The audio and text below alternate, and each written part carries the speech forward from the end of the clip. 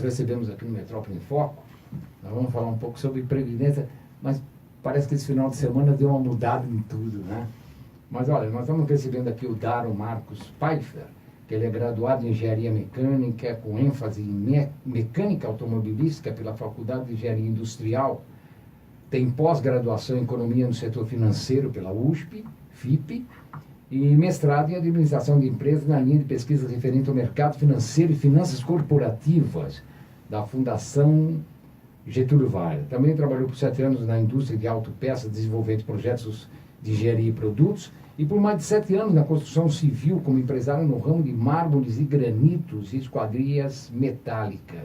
E por 5 anos foi docente do curso de Engenharia Automobilística da FEI, Faculdade de Engenharia Industrial, nas cadeiras de transmissão veicular e planejamento do veículo. Bom, e aqui tem um currículo extenso, nós vamos deixar para falar aqui um pouco mais para frente. Bom, antes de mais nada, bom dia, Marco.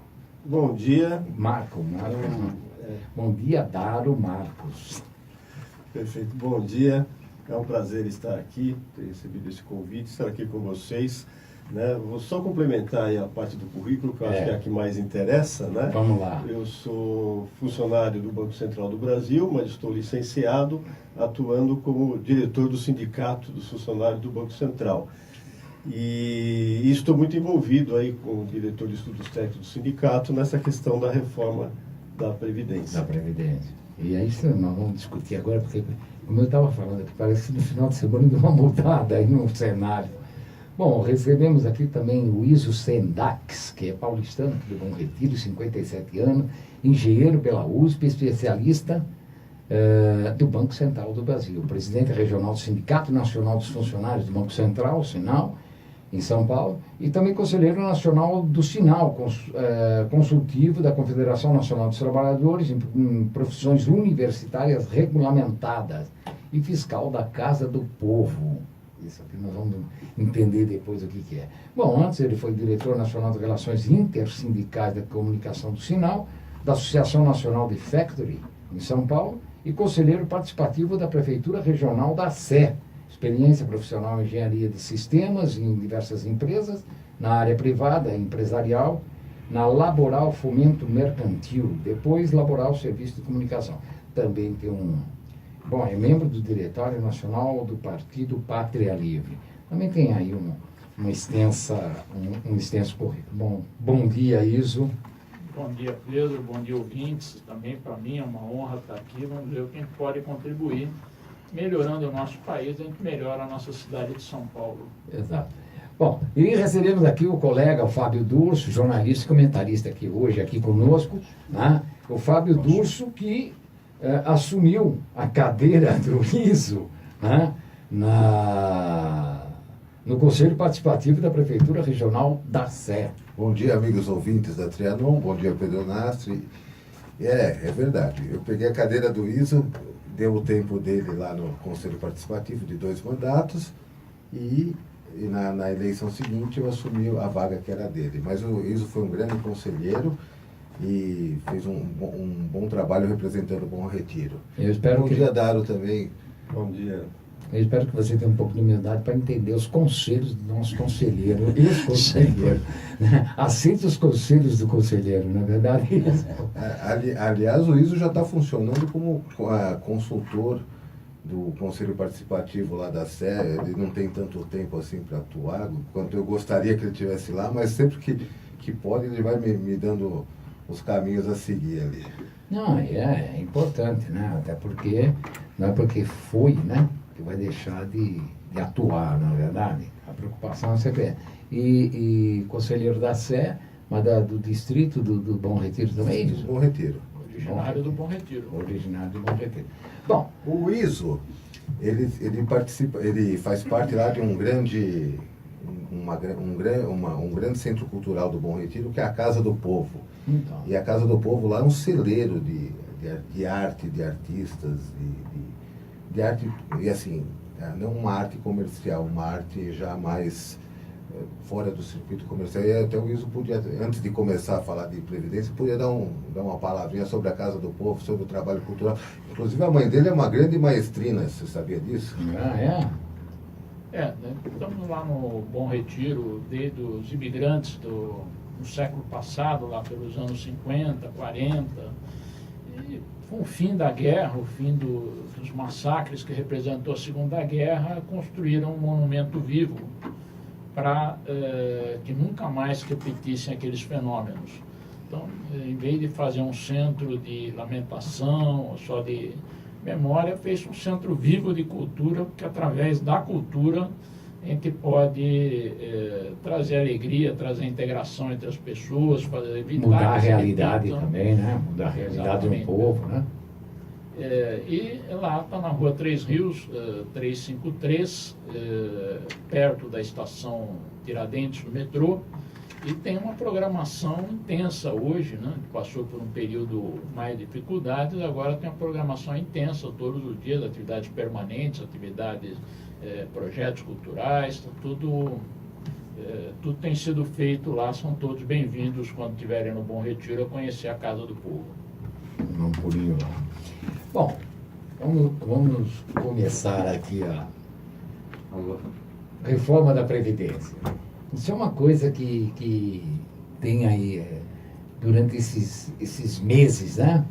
Tem assim, assolado quem está, né? Aí à beira de aposentadoria, ninguém está entendendo o que realmente vai acontecer.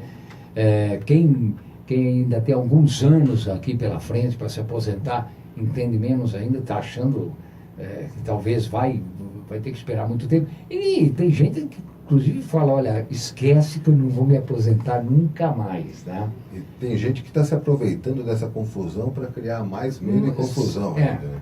Então, vamos lá. Ô Dário, o que você pode falar sobre essa reforma da Previdência? O que é mito e o que é verdade nisso daqui? Vamos lá. Esses meses que você falou já são 14 meses, né? Já estamos há 14 meses desde que a reforma, o projeto de emenda constitucional, Uma PEC, né? a PEC, foi colocada no Congresso Nacional. O que é mito e o que é verdade? Grande parte do que se tem falado, principalmente o grande mito, né? O grande mito que temos aí é a questão do déficit, né? Você tem várias maneiras de fazer a conta. E conforme você faz a conta, ela pode dar superávit, pode dar déficit. O governo faz uma conta de uma forma que dá déficit, porque o governo utiliza tudo aquilo que nos últimos 20 anos foram modificados na Constituição brasileira, através principalmente das desvinculações de receitas da União, a DRU, onde ele permite retirar parte da receita que é canalizada, que deveria ser aplicada na Seguridade Social, tá? E desvincula para outros gastos, né? Que o governo considera importante. E o que nós fazemos é a gente tenta que o princípio da Constituição de 1988 permaneça. Na Constituição de 1988, quando foi criado o conceito de Seguridade Social, que abarca a saúde, a assistência social e a previdência, ela criou uma série de impostos, tá, canalizados para o custeio da Seguridade Social. Então, se você utilizar a conta como foi feita com esses impostos criados em 1988, a Previdência deu superávit até 2016. Tá? Primeiro ano de déficit foi 2017. Ou seja, há necessidade sim de se fazer uma reforma, mas não é esse déficit do que o governo está considerando. Esse é particularmente o grande mito da Previdência. Tá? O governo tem sim capacidade de continuar custeando a Previdência Social, tá? Não só a Previdência, toda a Seguridade, né? A assistência social e a saúde. E só vou dar um detalhe aqui sobre a assistência social. A assistência social é a previdência daquelas pessoas que nunca contribuíram. Tá? Então, por exemplo, os trabalhadores rurais. Tá? Trabalhadores rurais, em grande parte, não tinham plano de aposentadoria, E lá atrás decidiu-se em algum momento que todo trabalhador que comprovasse a sua atividade rural receberia um salário mínimo, né, depois que ele parasse de trabalhar. Então a sociedade, né, através do Congresso Nacional, decidiu amparar essas pessoas que trabalhavam na grande parte na agricultura e na pecuária. Então, essa é a assistência social. E a Previdência Social é a aposentadoria daqueles que efetivamente contribuíram para isso. Mas, enfim, tanto a saúde como a assistência, como a Previdência, o governo tem condição. É necessário fazer alguns ajustes? Sim, porque a população está envelhecendo, a expectativa de vida está aumentando e não temos mais a taxa de natalidade. Né? Hoje a nossa taxa de natalidade é europeia. Né? Não somos um país de padrão europeu, mas a nossa taxa de natalidade é europeia. Já está praticamente quase menos de 2 pessoas. 30, 40 anos atrás nós éramos considerados um país jovem, né? E hoje não é mais. Né? Então há necessidade de ajuste, mas não é esta loucura que o governo está fazendo. E a grande parte que a gente acha ruim é que o governo não está discutindo com a sociedade. Ele está tentando impor, e aí, nessa tentativa de impor, ele está sofrendo pressão muito grande. Tanto que o primeiro projeto que foi colocado lá 14 meses atrás, se você comparar com o que está agora correndo, ele foi muito modificado, desidratado, já tirou todas aquelas expectativas que o governo teria lá 14 meses atrás. Então, essa reforma que está hoje no Congresso, ela passa a ser completamente desinteressante para todo mundo. Ela é ruim para o trabalhador, é ruim para o funcionário público e é ruim para o governo.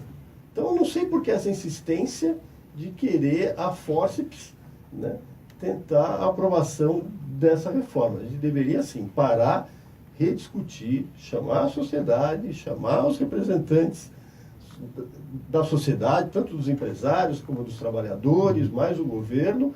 Vamos sentar e vamos fazer uma reforma que seja boa para todo mundo, resolva o problema do governo, não prejudique tanto o trabalhador e também deixe os empresários satisfeitos.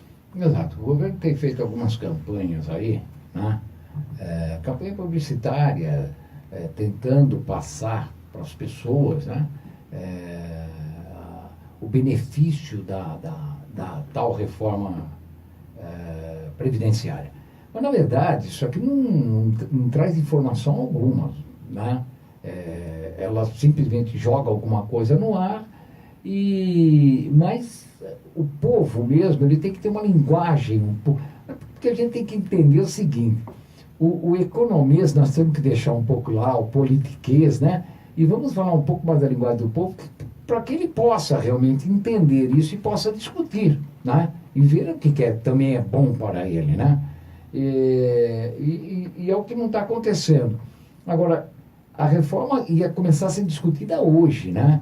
Parece que hoje já estava marcada aí para começar as discussões da reforma dia 19, mas na sexta-feira houve aí não sei qual é o... Bom, eu posso falar... Não, mas eu posso até falar, acho que houve uma manobra. Vai me perdoar, eu tenho, né? Sou eu que estou falando, né? Acho que houve aí uma manobra aí para dar uma brecada na coisa, porque estava vendo que também não ia ter número suficiente para... Uma saída honrosa para o governo. Uma saída honrosa para o governo? Até que pode ser. Mas com a intervenção no Rio de Janeiro, aí a Constituição deixa claro que qualquer Estado sobre intervenção, seja ele qual tipo de intervenção que seja, não se pode mexer na Constituição. Tá? E a PEC é uma emenda constitucional. Tá? Então, deveria ser discutido isso agora, né? Começaria hoje a discutir isso, bem como o foro privilegiado também. E que também é uma PEC, então, portanto, não mexo no foro privilegiado, a gente deixa um pouco de fora. Como é que funciona isso? Será que eu estou assim imaginando coisas? Deixa eu voltar só um pouquinho na questão da propaganda. Hoje de manhã veio por WhatsApp que o governo contratou uma sobrecapa, ou seja, botou uma capa adicional nas principais revistas do país. Coisa de vários milhões ali de publicidade. E a sobrecapa é igual, está na Época, está na Veja, está na Isto É, várias revistas desse porte. E é um garoto e dizendo que precisa da reforma para ele poder se aposentar. Nada mais falacioso, porque o que a gente espera, acho que a maioria das pessoas esperam da sua vida, é que elas não precisem sobrecarregar os filhos, os netos, para cuidar dessas pessoas quando elas envelhecem. Que aquilo que elas trabalharam, produziram, pouparam, construíram pessoalmente, socialmente, teria que ser o bastante para que elas pudessem ter uma terceira idade mais feliz, melhor, etc. e tal, e não fizesse com que seus filhos, seus netos, em vez de trabalhar 35 anos, que é muito, vão ter que trabalhar 40, vão ter que trabalhar mais tempo, quando na Alemanha, por exemplo, né, para dar só uma comparação, os metalúrgicos recentemente, agora no comecinho do ano, reduziram a jornada de 35 para 28 horas sem redução de salário, ou melhor, com aumento de salário de 4%, no sentido de distribuir mais o trabalho, aproveitar a modernidade da vida. Isso sobre a questão da comunicação do governo, né, como ele tem jogado. Com relação ao ponto interessante que foi levantado, isso é uma cortina de fumaça para uma saída honrosa, etc. e tal, e que já leva de brinde a questão do foro privilegiado, eu acho que não tem os votos porque não é justo. O que tem sido discutido no Congresso é algo bastante diferente dessas questões técnicas que a gente está procurando trazer aqui, se há déficit, não há déficit, quanto cada um vive, quanto cada um precisa. É uma questão, a gente vê ali que economizamos 30 bilhões, podemos distribuir emendas, podemos pressionar governadores, podemos fazer coisas que nada tem a ver com a discussão da Previdência para conseguir votos, e mesmo assim não está sendo possível, é porque a coisa não é satisfatória, como o Dário já colocou, nem para o governo, nem para os trabalhadores, nem para o empresário, e, portanto, não é para o país, e os próprios deputados têm algum nível de sensibilidade para achar que agora que vai ter eleições, né, eles não podem se comprometer com algo tão danoso para a nossa sociedade, que seria essa reforma da Previdência que nos faria trabalhar mais. Bom, o governo lançou, né, a intervenção no Rio de Janeiro, portanto, nesse momento estaria descartado qualquer tipo de coisa, qualquer tipo de votação da reforma da Previdência. Mas ele disse que poderia suspender isso aqui, né? Mas aí não vai ficar um meio contrassenso, porque pelas pesquisas e pelas reportagens, é lógico que o povo carioca vem sofrendo com a bandidagem, com a falta de segurança. De repente, cria-se um plano de segurança e cria-se uma expectativa na população. Aí, de repente, vamos lá, suspende isso aqui porque nós podemos voltar. Como é que fica? Aí larga-se tudo de mão, né? Vamos largar tudo de mão, porque nós temos que voltar para a vida. Depois nós voltamos novamente, né? E eu acho que também vai assim, de uma forma ou de outra, vai dar um clamor público aí negativo, né? Inclusive, eu acho que aí está até respaldando um pouco no Rodrigo Maia, né? Porque carioca, isso aqui, ele falou, eu sou presidente da Câmara, como é que fica essa situação, se a gente aprova esse tipo de coisa, aceita esse tipo de coisa, né? Nós vamos pagar o ônus aqui na frente, porque aí você vai largar a população, vai dar aquela sensação de insegurança novamente na população. Pô, isso daqui nada mais é do que uma grande brincadeira, né? E o povo está sempre... Como é que você entende isso? Bom, o presidente declarou essa possibilidade quando da assinatura, no momento da assinatura do decreto, é algo público. Já houve quem apelidasse essa possibilidade de pedalada constitucional. A gente obedece à Constituição, mas assim, a impressão que me fica é que seria algo assim, olha, por um dia, 2 dias, uma semana, vocês vão poder voltar a praticar essa onda de crimes no Rio de Janeiro, Exato. Enquanto eu vou fazer aqui as manobras para poder absorver os recursos da Previdência e continuar a desviá-los, arrecadar mais, colocar menos e desviá-los para outras finalidades que acho que o bom senso dos ouvintes sabe quais sejam. Tá bom, Iso, vou só colocar mais uma coisinha aqui. Nós temos ali à frente General Braga Neto, né? Um general 4 estrelas, a mais alta patente, né? E de repente ele está lá criando lá todo um trabalho, provavelmente. E de repente fala, olha, o senhor para por aí, né? O senhor para por aí, porque agora a gente vai ter que... Não desmoraliza também? Não, as Forças Armadas ficam totalmente desmoralizadas, não? Ou eu estou achando... Ou eu estou... De repente pode achar que eu sou meio maluco assim, falando. Esse decreto da intervenção parece que não agradou as Forças Armadas, não agradou os políticos do Rio, não agradou boa parte da sociedade. Não, pelo menos... Foi uma coisa meio canhestra do governo mas federal. pelo menos para a população que vem sofrendo, ela fala, olha, tudo que fizeram até agora, nada funcionou. Quando você tem uma pílula nova, pelo menos é um alento, né? Uma esperança de que algo de bom possa acontecer. Vamos lá, Dário. Vamos colocar alguns pingos nos is, eu acho que isso é importante, porque tudo está relacionado, né? Não é uma maneira de pensar, as coisas não são estanques, todas elas se correlacionam.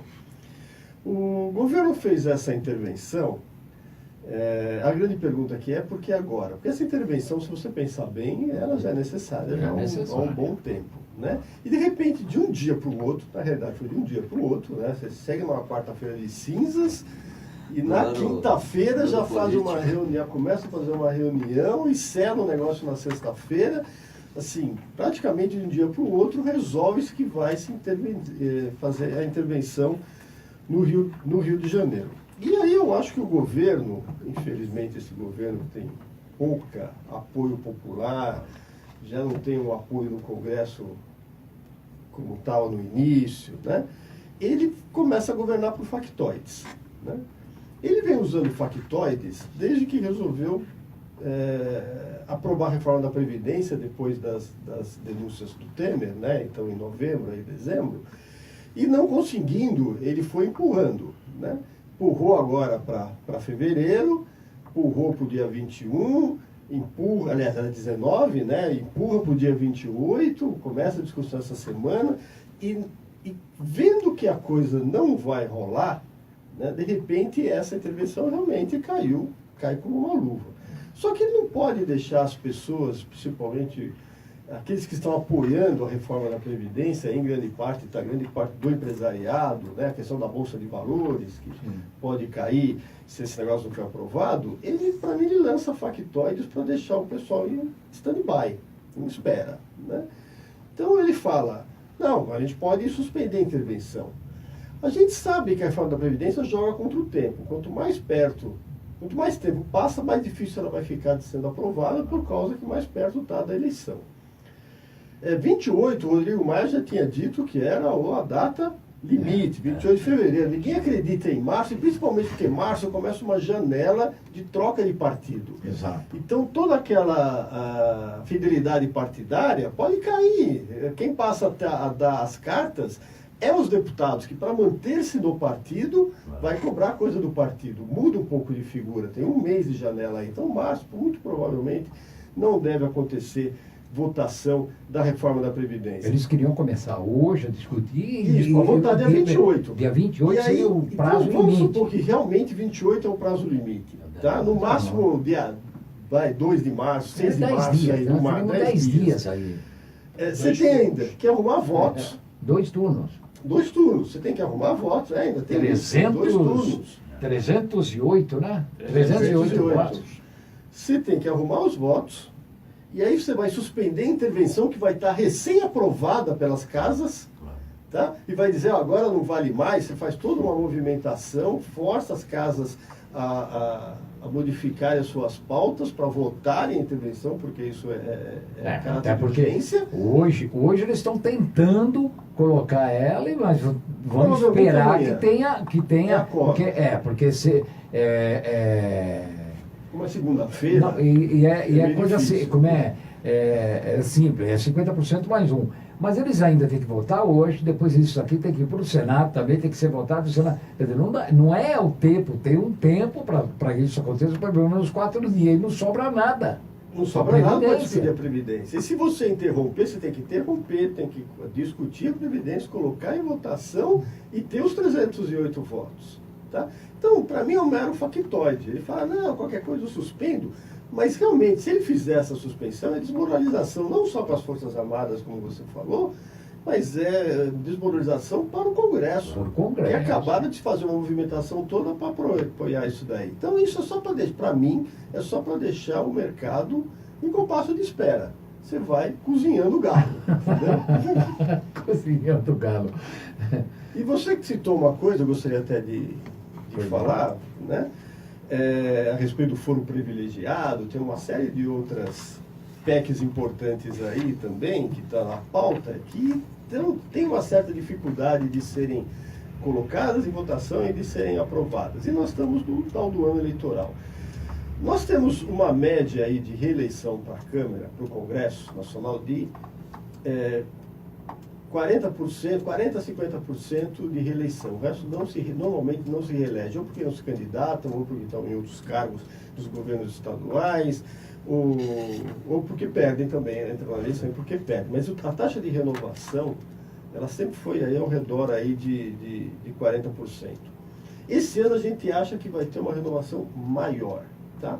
Porque você tem uma grande parte do Congresso que está aí necessitando do foro privilegiado porque estão nas denúncias da Lava Jato e as coisas estão avançando. E se você perceber, a reforma que fizeram eleitoral beneficia os atuais congressistas, tá? Porque Quem tá você com tem mandato. menos tempo de campanha, então você tem menos tempo para que outras pessoas que queiram pleitear se lancem, né? Tornem-se pessoas conhecidas. Você tem dificuldade de financiamento. Dificuldade de financiamento beneficia quem já é conhecido, quem já foi eleito, tá? Então a gente espera que esse ano realmente... Também existe agora aí uma forma de como você vai poder fazer campanha nas redes sociais. Também. Tá? Até porque se você for falar mal do outro, Também tem você... problema. Então, veja bem, você não tem nem o direito de falar que o camarada é ruim. Entendeu? Quer dizer, quem é o candidato? Você não tem o direito de falar das coisas ruins, né? Do que é feito. Não, você não pode fazer isso. Tá? Quem pode fazer são outras pessoas. Mas hoje também tem uma restrição, até nas próprias redes sociais, que é uma grande ferramenta, né? Então você veja aí... Olha, eu vou pedir só uma parte, que nós vamos entrar no intervalo e voltamos logo em seguida e vamos dar uma discutida. Eu gostaria também de falar um pouco sobre a reforma da Previdência aqui no município de São Paulo dos funcionários públicos.